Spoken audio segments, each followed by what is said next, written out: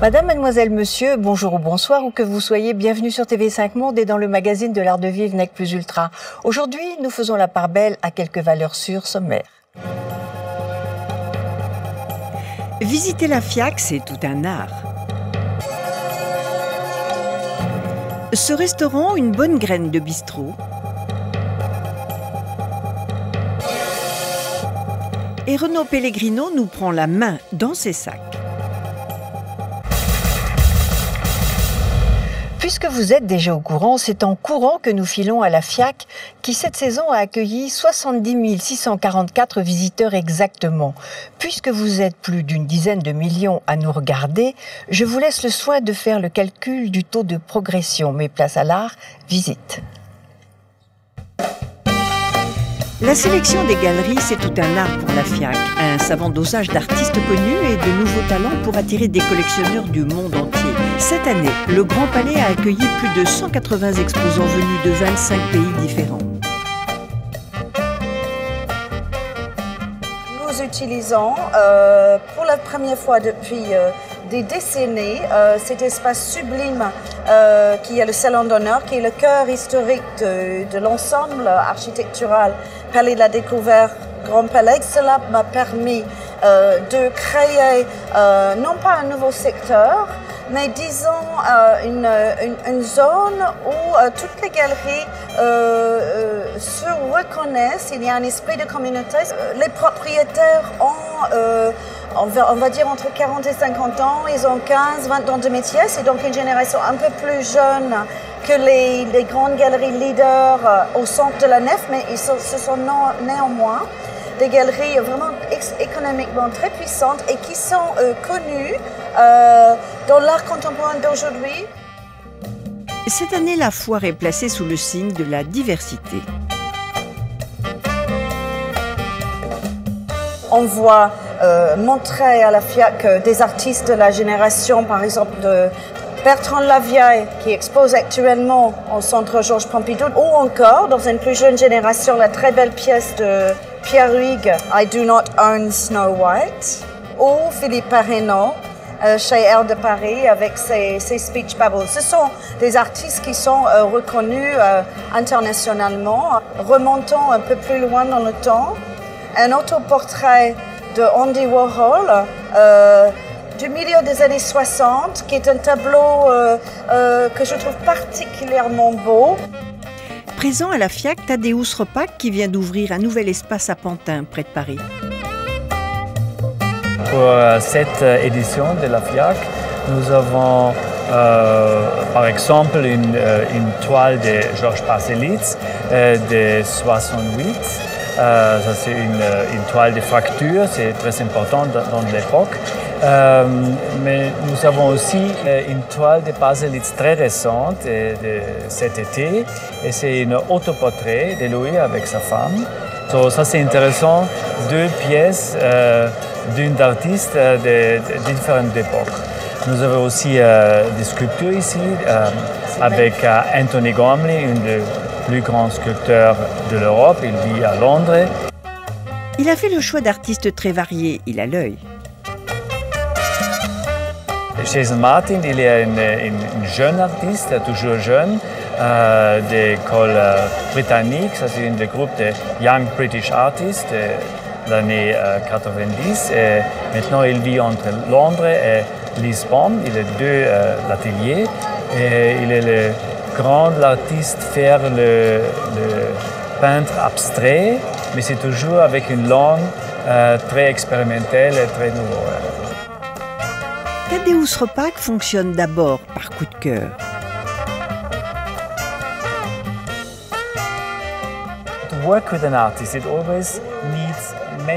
Pour présenter un artiste, on doit pouvoir trouver plusieurs choses dans son travail. Il faut que cela vous surprenne, que cela n'ait jamais été fait avant. Son œuvre doit vous apporter quelque chose sur le plan intellectuel. D'autres marchands n'exposent qu'un seul artiste, c'est le cas de la galerie Applica Prazan, spécialiste des grands peintres de l'école de Paris des années 1950. On voit Manessier évidemment dans les musées, on voit, et singulièrement en ce moment, puisque Nous sommes entre le centenaire de sa naissance et l'année prochaine, on célébrera le 20e anniversaire de sa disparition. Et donc nous avons, avec la famille, pensé que c'était le moment de montrer Manessier dans sa splendeur, avec des tableaux très importants, à tout point de vue, picturalement parlant bien évidemment, mais importants également au sens physique du terme, puisque la série des tours, qui est composée donc de 5 tableaux, qui n'ont jamais été sur le marché jusqu'à ce jour, chacun des tableaux mesure 4 mètres par 2, donc le peintre s'est exprimé dans toute sa puissance. Ce sont des tours que Manessier a pu observer alors qu'il avait acquis une petite maison à Clamart et qu'il voyait donc les tours de la périphérie parisienne avec une observation presque impressionniste, c'est-à-dire observer la lumière, la façon dont les tours évoluaient au cours de la journée et singulièrement de la nuit. Et donc nous avons du crépuscule jusqu'à l'aube, 5 phases successives.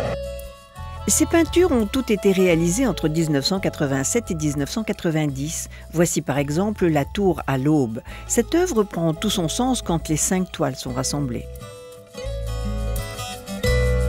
On s'est dit que nous souhaiterions trouver un acquéreur pour la totalité de ces 5 peintures. Et c'est ce que nous avons eu la grande chance de réaliser, puisque une très importante fondation, une institution, on peut aujourd'hui la qualifier comme telle, s'est portée acquéreur de l'ensemble, et donc elles ne seront pas séparées. Alfred Manessier a aussi réalisé d'autres œuvres monumentales, et notamment 6 toiles sur le thème des favelas et bidonvilles brésiliens.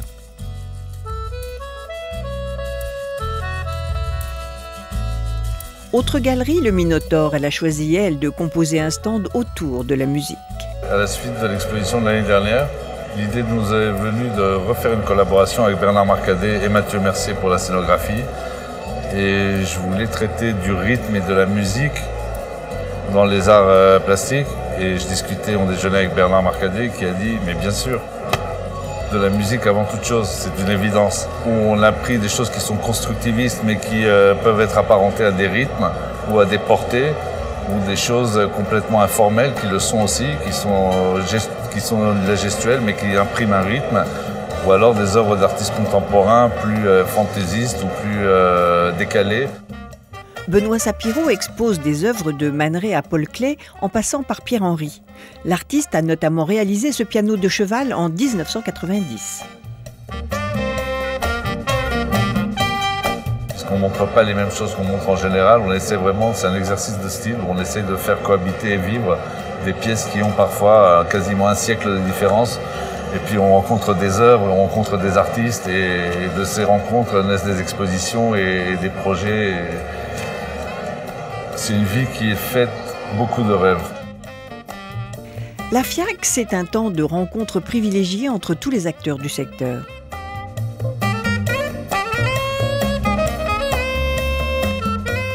À la FIAC, c'est aussi notre rôle, le rôle de mise en relation, de création de réseaux et de facilitateur. La foire essaie sans cesse de se renouveler.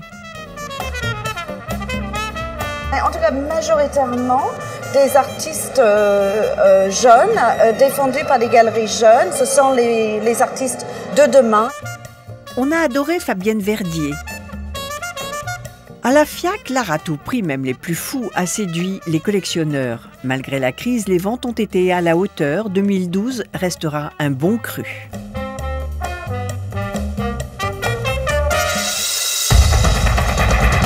Le premier mot qui me vient à l'esprit pour vous parler de ce nouveau restaurant, c'est qualité.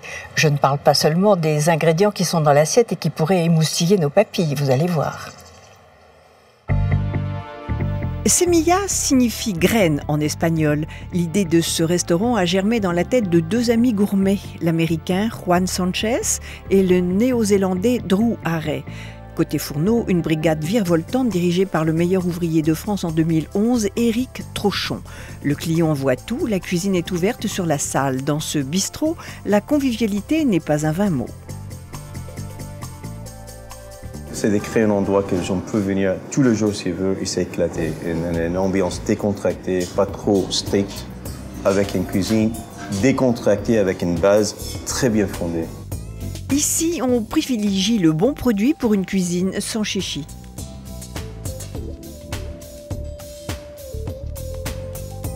Moi, comme Eric, je pense qu'on a la même philosophie de la cuisine, c'est la simplicité d'utiliser des très grands produits, le plus grand produit qu'on peut trouver sur le marché. Cela donne des poissons de Granville, des volailles de ferme, des légumes déracinés le matin même. Les assiettes sont généreuses et pleines d'esprit, et bonne nouvelle, ce bistrot a le bon goût de pratiquer des prix doux. À l'origine, la philosophie du midi, c'était pour les gens du quartier. On voulait pouvoir leur offrir un menu tout à fait abordable et en même temps qui se renouvelle. Un défi pour le chef. Je pense que le fait de changer tous les entrées tous les jours, changer les plats, ça motive les chefs, toute la cuisine, et je pense que les clientèles sont ravis. Et sachant, on ne pose jamais sur les choses qu'on a fait, c'est toujours en train d'essayer d'autres choses. Pour Éric Trochon, le goût fait tout dans l'assiette. La cuisine française, c'est une esthétique du goût. Et souvent, je dis à ces jeunes gens, je leur dis, écoutez, c'est beau, c'est bien, c'est bon, c'est mieux. Donc c'est vrai qu'ici, chez Semilla, on n'a pas forcément une cuisine très démonstrative en termes d'aspect extérieur. Mais ce que je veux, c'est qu'elle soit vivante, pleine d'énergie, avec beaucoup de goût à l'intérieur. On avait envie de tout tester, mais il a fallu choisir. Voici donc une de nos entrées préférées sur la carte d'hiver, un foie gras poêlé sur une crème d'artichaut arrosée d'un bouillon.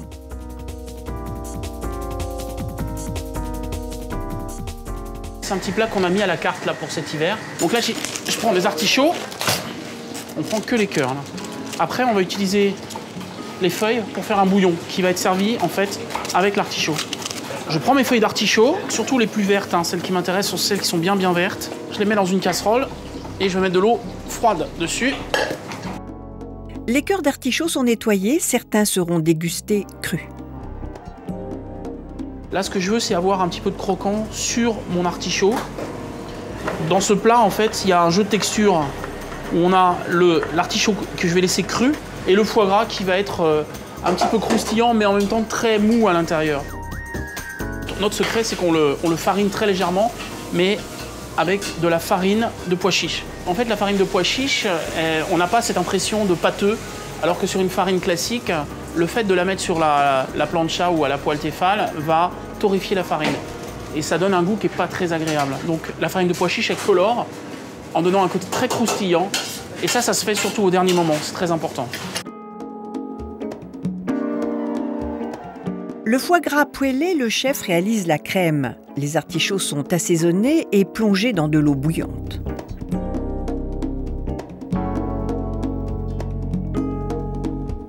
Alors, comment je vérifie la cuisson?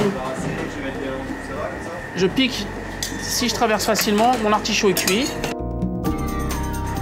J'incise ma gousse de vanille, je récupère les petites graines de vanille que je mets dedans. Et je vais mixer.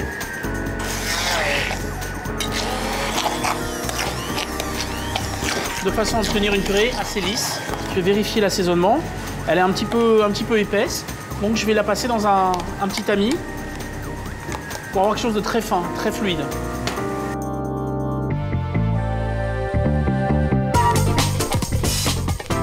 Les morceaux de foie gras sont ensuite déposés sur la crème d'artichaut, le tout parsemé de dés crus. Le plat joue sur les contrastes de texture, il est arrosé d'un bouillon. Le chef ajoute toujours un ingrédient à ses plats, la générosité, c'est peut-être la recette de son succès.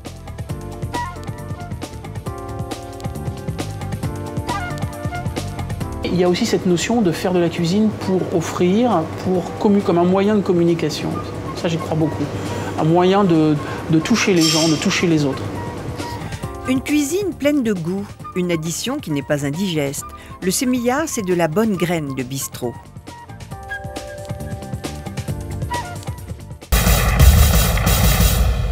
Honneur à l'audace et à l'originalité, après quelques années d'absence, il nous revient et il fait des sacs les plus beaux du monde, soi-disant, enfin d'après moi, c'est Renaud Pellegrino. Lorraine Bacal, Isabelle Adjani, Paloma Picasso, ces stars ont toutes eu un sac Renaud Pellegrino. La maison connaît le succès dans les années 1980-1990, puis ferme en 2009. Depuis cet été, la marque a rouvert une boutique à Paris. Renaud le retour, oui, c'est comme un feuilleton. C'est comme un feuilleton, il va, il vient. C'est une renaissance. Je raconte mon histoire. Avec mes détournements de matière, de forme et de façon aussi, puisqu'effectivement, je continue à apprendre en même temps tout le temps. Parce qu'il y a de nouvelles techniques, il y a de nouveaux matériaux, de nouveaux assemblages, donc c'est toujours passionnant de continuer à découvrir de nouvelles techniques, de nouvelles façons de faire. Toujours assez important aussi de toujours aller de l'avant, essayer de comprendre. Donc il y a une espèce de maturité qui s'installe comme ça dans le temps, où on peut revoir d'anciennes choses qu'on a fait, de pouvoir peut-être les recorriger, de les refaçonner. Les nouveaux modèles côtoient les sacs cultes réédités. Je regarde énormément évoluer et vivre les gens, donc au bout d'un moment, on finit par comprendre la démarche, le besoin, je ne sais pas, c'est une analyse que je fais au quotidien en regardant vivre les autres. Comme je suis très très curieux, donc je passe mon temps à regarder comment on vit, comment on bouge, comment on avance, comment on se pose, comment on fonctionne dans son propre sac. Donc c'est aussi toutes ces données qui font qu'effectivement on arrive à avancer. Ces sacs sont entièrement réalisés à la main. Renaud Pellegrino aime les peaux rares, le python ou encore le crocodile. C'est un gros travail de maquette, de regard, d'essai, de mise au point. Il ne faut pas avoir peur de tout recommencer, de faire et défaire, exactement, peut-être.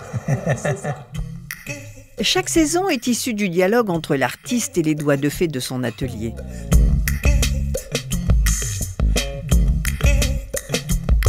Il y a beaucoup de petits métiers qui entrent en ligne de compte et je travaille avec les gens, j'essaie de me mettre aussi à leur place, d'essayer de comprendre comment ils travaillent.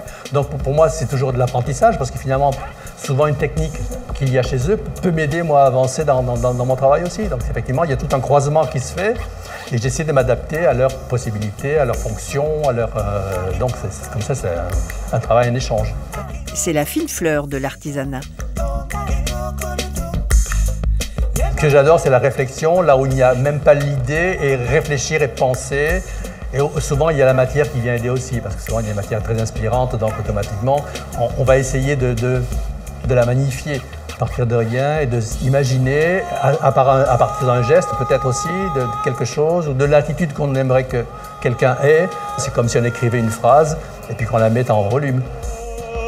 Le maroquinier papillonne d'un style à l'autre. Ici, un sac très nature avec ses papillons brodés à la main.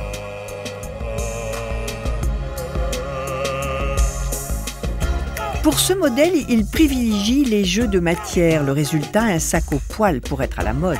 Pendant 8 ans, il a travaillé auprès d'Yves Saint Laurent, puis a lancé sa marque en 1984. Sa force, la variété de ses sacs. On offre énormément de possibilités aussi. Il y a des petits, des moyens, des plus grands, des plus larges, des plus... Donc aussi, il y a une donnée aussi dimensionnelle qui est assez intéressante aussi. Mais tout en restant dans de très belles proportions, tout en restant dans certains domaines, bien sûr. Pour le soir, il imagine de chouettes pochettes. En satin coloré, certaines sont brodées de strass. Le soir, c'est aussi la féerie, c'est le rêve, c'est le moment où on est soi-même, mais on n'est plus soi-même. On a envie d'être mieux, la nuit est quand même un monde aussi magique. Ces pièces colorées sont conçues pour apporter de la gaieté à une tenue de soirée.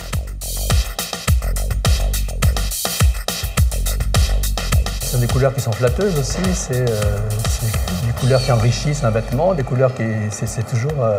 Puis je travaille toujours autour des couleurs de toutes les pierres, tous les gemmes, là, les saphirs, les émeraudes, les rubis. Donc c'est toujours important aussi d'être toujours dans cette donnée comme ça de minéralité tout en étant du tissu. Renaud Pellegrino ne cède pas aux modes. Il fait ce qui lui plaît, c'est ce qui nous plaît. Je crois que mon luxe finalement est de pouvoir exercer ce métier de la façon dont je le fais. Je crois que c'est mon luxe, oui effectivement, parce que ça a impliqué beaucoup de sacrifices, ça a impliqué beaucoup de... Mais en même temps, c'est formidable, c'est magnifique. Difficile de ne pas avoir un coup de cœur dans cette boutique.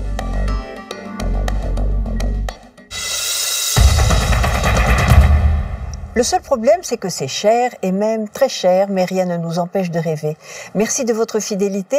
Merci au Royal Mansour de Marrakech de nous avoir accueillis. Je vous retrouve la semaine prochaine, toujours sur TV5 Monde ou sur TV5 Monde Plus ou sur notre page Facebook. En attendant, voici notre coup de cœur parce que je ne me lasserai pas de vous le dire et de vous le répéter. Le luxe est avant tout une histoire de cœur. Au revoir. Voici la crème des crèmes. Cette marque suisse utilise les vertus des fleurs des montagnes des Alpes. Le résultat, des senteurs naturelles mélangées à des ingrédients de soins bio. Décidément, le chocolat n'est pas la seule spécialité suisse. Cette autre marque conjugue innovation et pureté des ingrédients. Ces soins font la peau au vieillissement.